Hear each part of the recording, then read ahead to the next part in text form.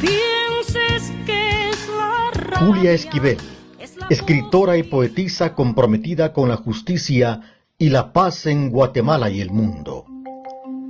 Teóloga y poeta.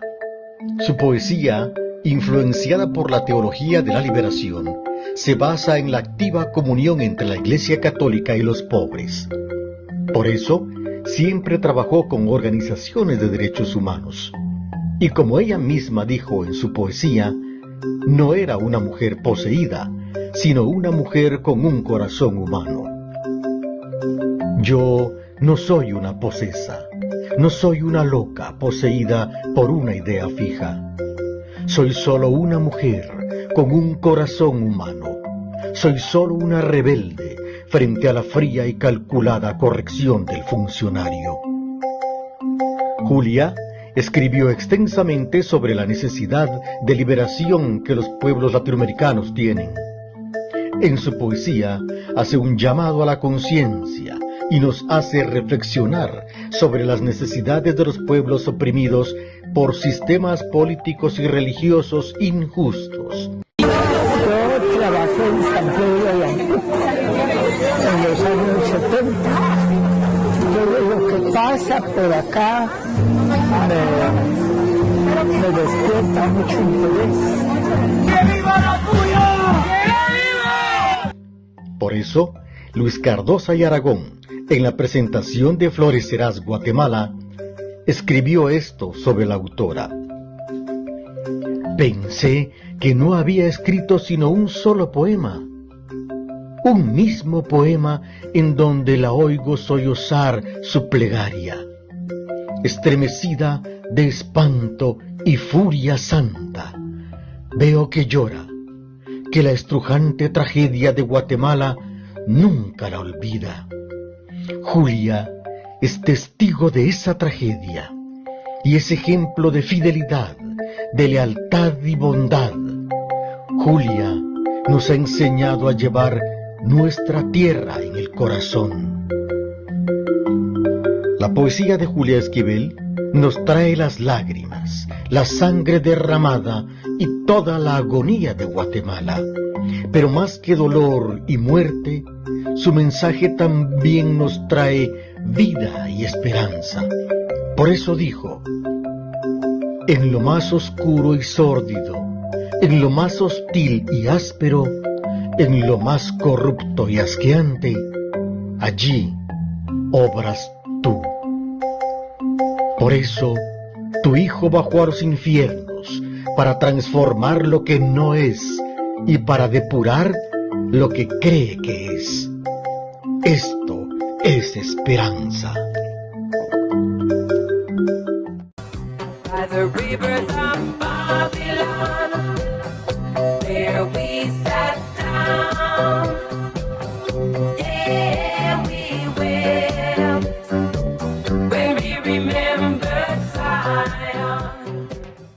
En el libro o el ensayo del profesor Eliseo, bueno, voy a dar mi punto desde mi perspectiva.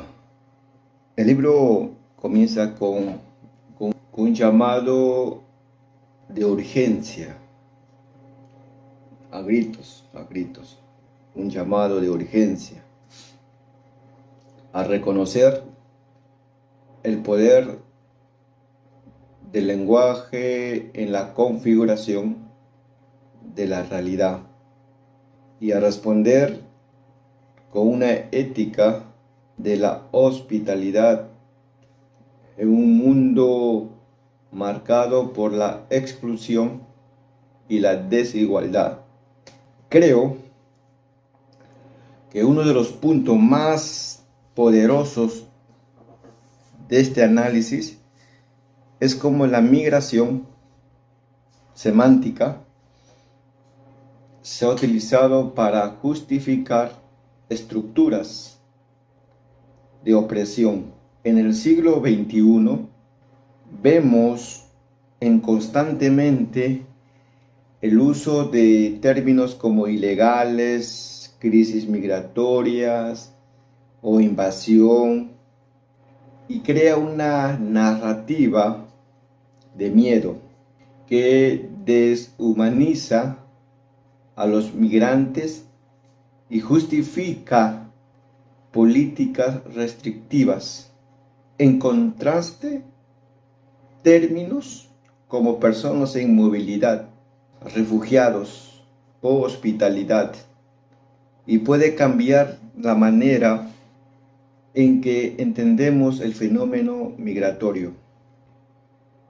También me parece relevante el paralelismo entre la migración y la fe.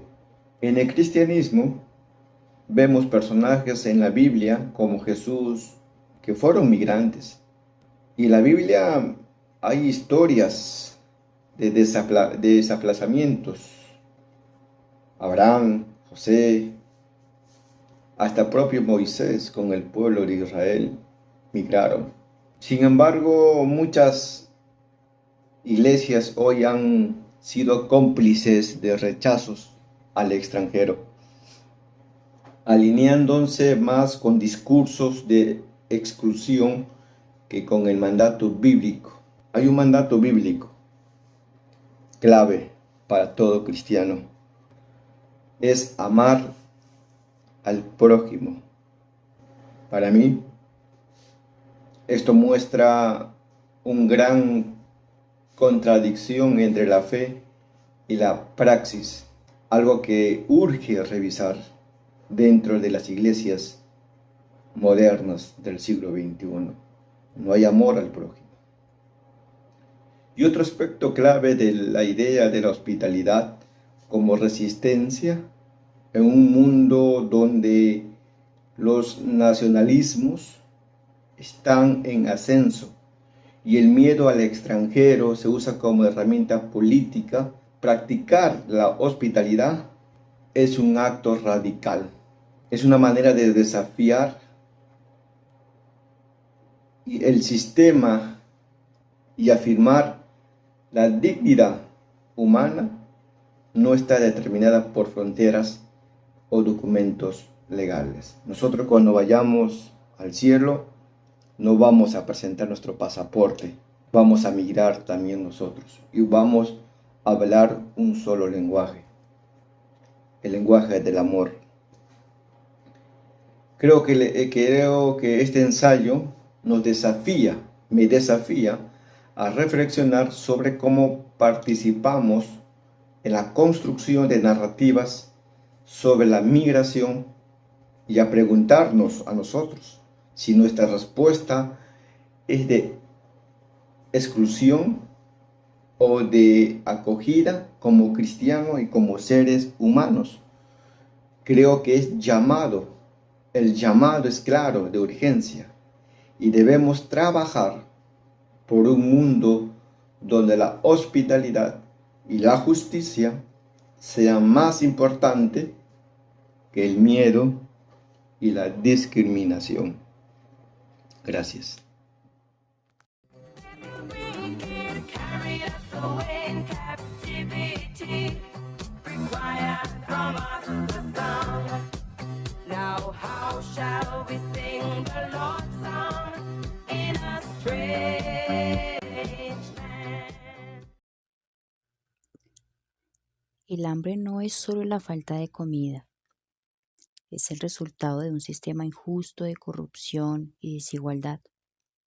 En América Latina, 41 millones de personas enfrentan hambre, lo que equivale al 6.2% de la población.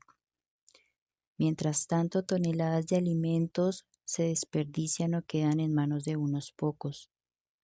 ¿Pero qué tiene que ver la corrupción y la migración con todo esto? El objetivo de esta exposición es presentar el problema del hambre desde una perspectiva social y política. El texto que vamos a tomar como base es Cuando domina la injusticia, de Ruth Barreda Panoto y Esther Alvarado Iparraguirre. El hambre no es solo escasez de comida, sino es el resultado de corrupción y malas políticas públicas. En América Latina, 1 de cada 10 niños menores de 5 años sufre de desnutrición crónica. La corrupción desvía recursos destinados a programas sociales, dejando a millones sin acceso a la salud, a la educación y a la alimentación. Piensa un momento, el hambre no es un accidente, es el reflejo de un sistema que prioriza el lucro sobre la vida humana. Mientras políticos corruptos desvían fondos, hay niños que mueren por falta de alimento. Situándonos en el ensayo de Eliseo Pérez, podemos concluir que más de 41 millones de latinoamericanos han migrado en busca de mejores oportunidades. La pobreza, el hambre, son algunas de las razones principales por las que las personas abandonan sus países. La frontera entre México y Estados Unidos se convierte en una barrera entre la riqueza y la miseria. En el 2020, 39.500 personas solicitaron ser reasentadas como refugiados en América Latina. Y yo pienso, nadie deja su hogar por gusto, huyen de la miseria, del hambre, de la falta de oportunidades. La realidad es que muchos migrantes prefieren arriesgar sus vidas en el desierto antes que morir de hambre en su país. Cuando nos citamos en la reflexión acerca del libro de Amós, de la corrupción, en Amós 8 del 1 al 7 existe la denuncia a los poderosos que explotan a los pobres y lucran con la necesidad. Hoy la corrupción sigue generando hambre y desigualdad, como por ejemplo los gobiernos que desvían los fondos para programas sociales, mientras el 74% de los países en América Latina están altamente expuestos a crisis alimentarias por eventos climáticos externos. Y una vez más la Biblia nos advierte, Dios no olvidará a quienes se enriquecen a costa de los pobres. Pero, ¿qué estamos haciendo nosotros para cambiar esa realidad? La conclusión a la cual llegamos con esta exposición es que debemos tener ese llamado a la acción, todos nosotros, todas nosotras. El hambre es un crimen social, pero también aún podemos cambiarlo. Hay buenas noticias. El 2.9 millones de personas han salido de la crisis alimentaria en los últimos años. Esto significa que el cambio es posible si actuamos juntos y juntas, como iglesia, como comunidad. Porque cuando domina la justicia y el hambre se convierte en arma, nosotros tenemos el deber de romper ese ciclo. ¿Tú qué vas a hacer para combatir el hambre en estos tiempos actuales?